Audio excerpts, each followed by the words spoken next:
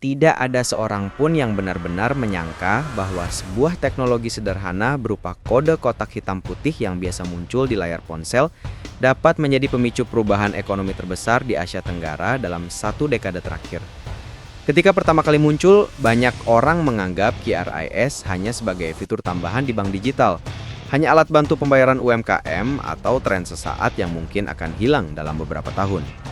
Tidak ada yang memprediksi bahwa sebuah metode pembayaran yang terlihat begitu sederhana dan tidak mencolok ini pada akhirnya akan mengguncang struktur ekonomi regional, mempengaruhi perilaku belanja lintas negara, dan bahkan menjadi fondasi bagi lahirnya dominasi ekonomi baru yang berasal dari Indonesia.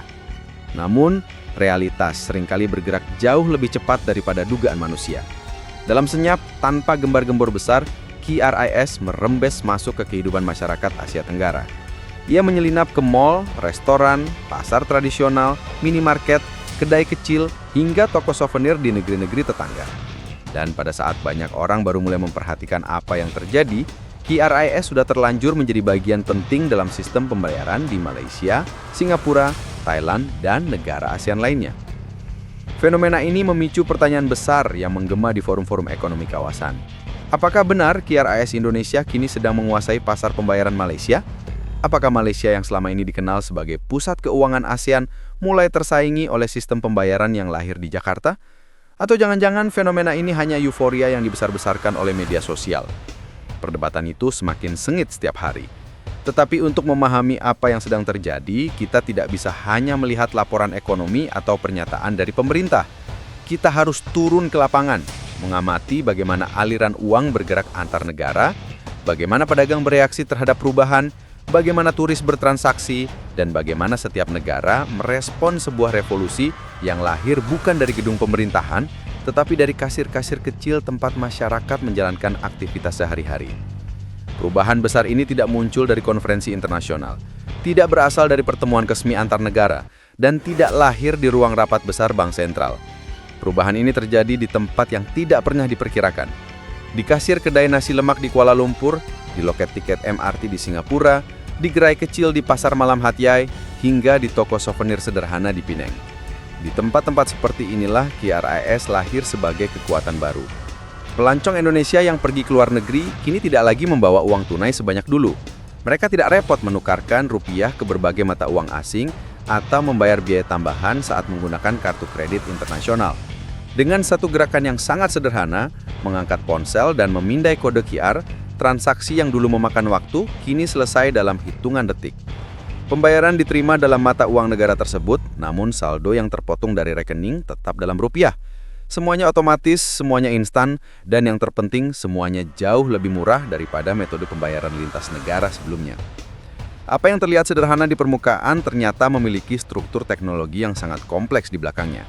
Ada jaringan sistem pembayaran antar negara yang terhubung langsung, pertukaran data antara bank sentral, pengaturan otomatis nilai tukar, hingga standar keamanan internasional yang memastikan setiap transaksi berjalan aman.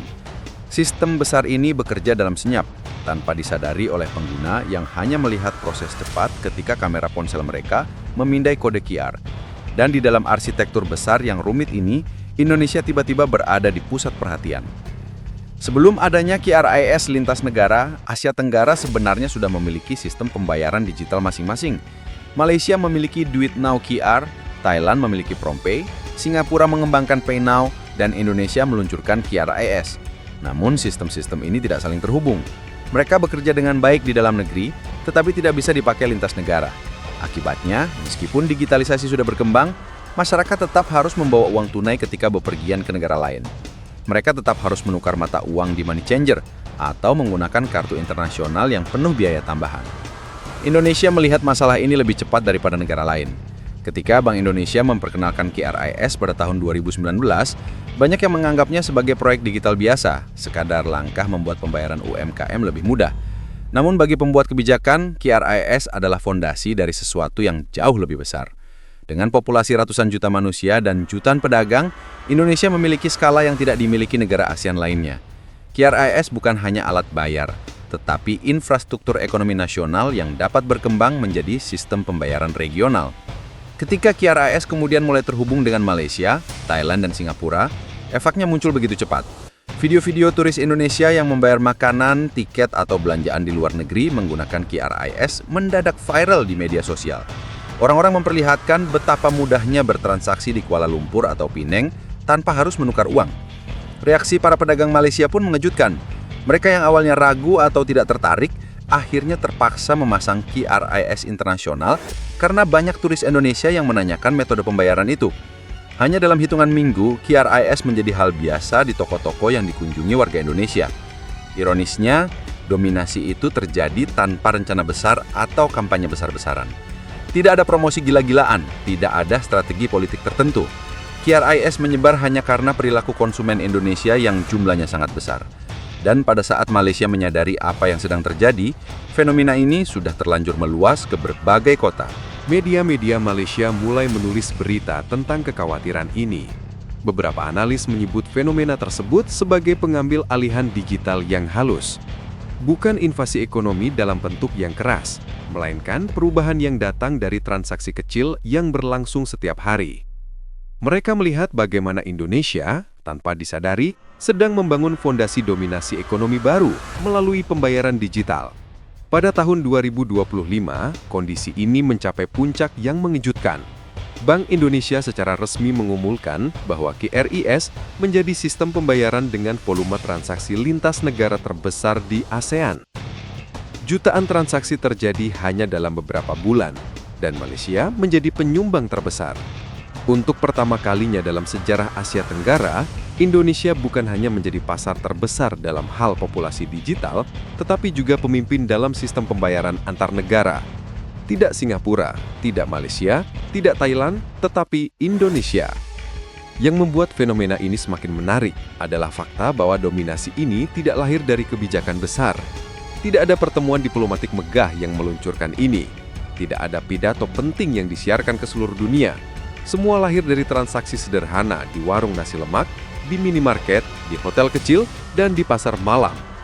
Di tempat-tempat seperti inilah QRIS menemukan jalannya dan mengubah arah ekonomi negara. Tentu saja, Malaysia tidak tinggal diam. Duit Now QR mencoba mengambil langkah besar dengan memperluas jangkauan ke 6 negara sekaligus. China, Jepang, Singapura, Korea Selatan, Thailand, dan Indonesia. Langkah ini tampak ambisius, namun tantangan terbesar bukanlah soal jangkauan, melainkan soal kebiasaan masyarakat. Turis Indonesia yang jumlahnya masif memiliki kebiasaan baru. Mereka merasa lebih aman, lebih murah, dan lebih nyaman menggunakan QRIS. Dan dalam dunia digital, kebiasaan yang sudah terbentuk sangat sulit diubah.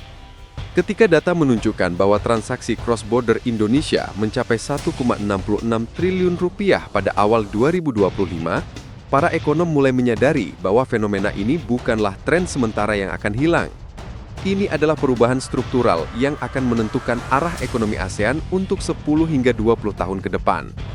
Dalam ekonomi digital, siapa yang mengendalikan transaksi harian, dialah yang menguasai data.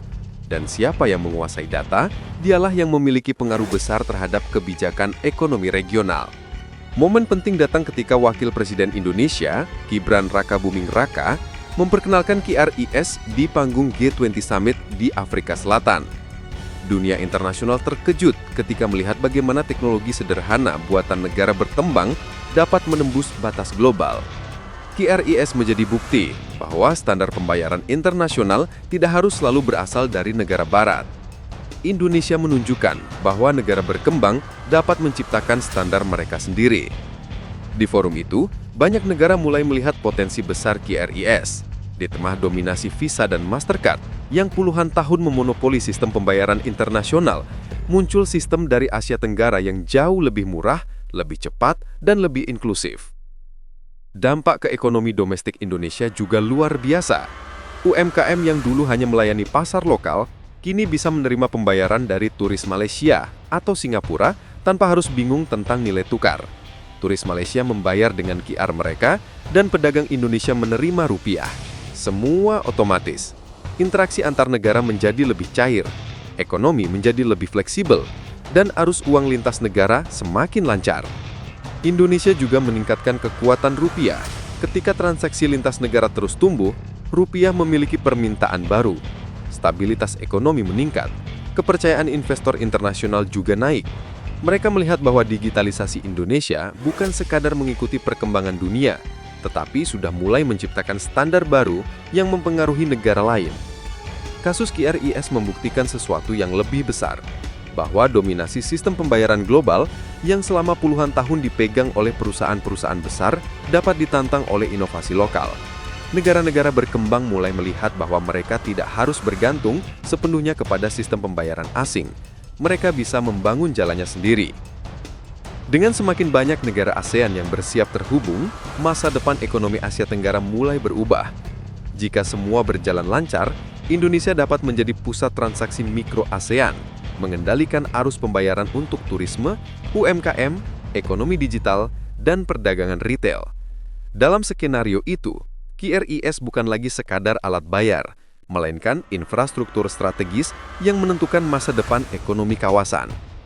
Di tengah semua perubahan ini, satu hal menjadi jelas, sebuah teknologi sederhana yang dulu dianggap kecil ternyata sedang menulis babak baru dalam sejarah ekonomi Asia Tenggara. Dan siapa sangka, Indonesia lah yang berada di garis depan perubahan itu. QRIS bukan hanya alat transaksi. QRIS adalah simbol bahwa negara-negara di Asia Tenggara dapat berdiri sejajar dalam dunia digital, bahkan memimpin, bahkan menciptakan standar global baru. Dan pertanyaannya kini tinggal satu, apakah Indonesia siap menjadi pusat ekonomi digital kawasan untuk 20 tahun ke depan?